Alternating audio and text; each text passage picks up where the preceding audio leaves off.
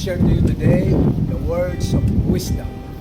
This is a divine wisdom from the book of Proverbs, because I believe with all my heart that the Proverbs a day keeps the fools away.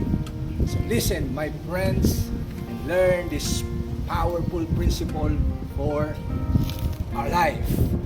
It says in Proverbs chapter 3, verse 24, you go to bed without fear, and you lie down to bed and sleep soundly like a baby. Wow! What a powerful promise from the Word of God. Learn the value of sleep. Are you sleepless and have difficulty to sleep? The promise of the Lord is you will sleep well, safe, and sound.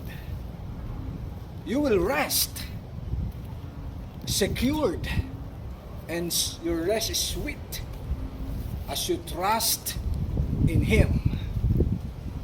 Why? Because the Lord will guard you, and His angels will secure you. So, my friend, learn this value, because sleep is very vital to our mental health, to our physical health, and to our total well-being. So my friend, just a reminder.